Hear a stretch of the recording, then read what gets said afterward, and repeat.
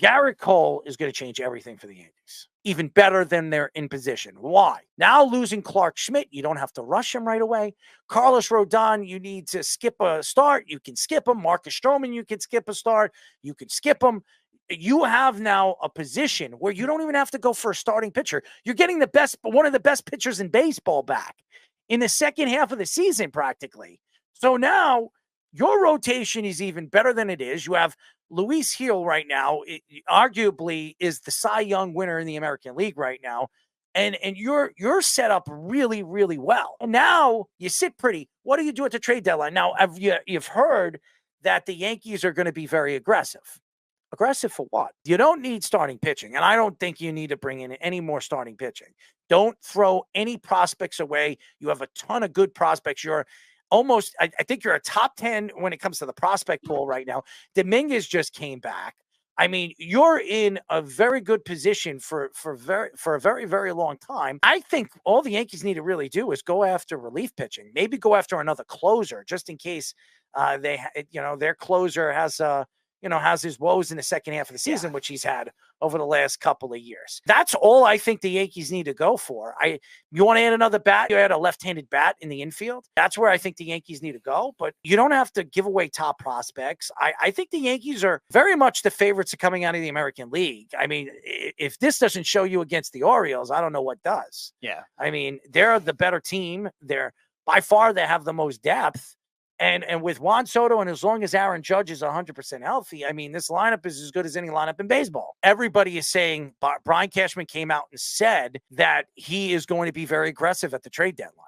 Because if he thinks that the Yankees have a chance to win a World Series, he's going to do everything he can to make that happen. That calls for aggressiveness. You're not going to sit there and say, I'm going to stay where I am because we're still the best team in baseball. Teams do make moves and do change everything in the second half of the season. The Braves have done it. We saw them. That's how they won this.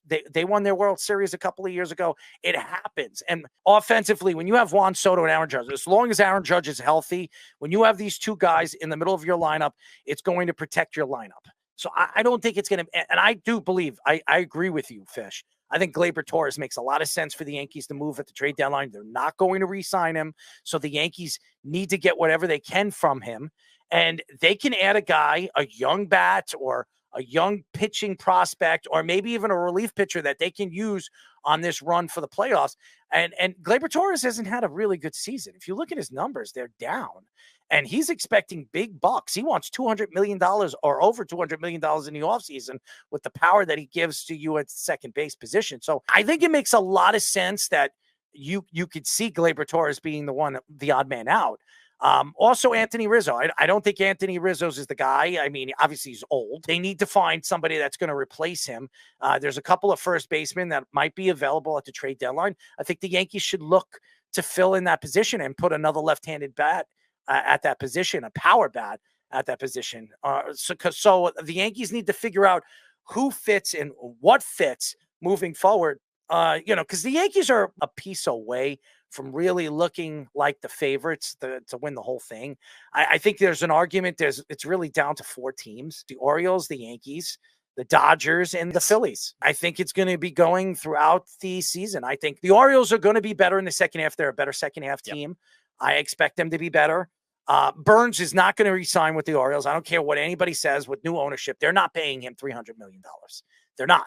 I'll tell you this, the Mets will pay him $300 million, and I expect Burns to go elsewhere. I think he's probably going to go to the National League or back to the National League. It makes a lot of sense. So, and everybody thinks that, all the Met fans think that Soto's going to be the guy. I don't think Soto's going anywhere. I really don't. I think the Yankees will find a way to give him an extension where it makes sense for him and makes sense for the Yankees. They'll bottom load it, what the Marlins did with Giancarlo Stanton. Instead of top loading it, they'll bottom load it. They'll give him a 12, 13-year contract where he's a Yankee for life. His last 4 or 5 years where he's going to make the most money. It'll make a lot of sense for the Yankees to close the deal with Juan Soto. I think that's where he's going. I can't see him going anywhere else, especially when you watch this lineup and what this lineup is doing is they're tearing teams apart when they're in the lineup. I can't see them deciding, hey, you know what? We're just going to let Juan Soto go. I think we can fill in that spot. And Alex Verdugo, he's going to make himself a lot of money in the offseason. A lot.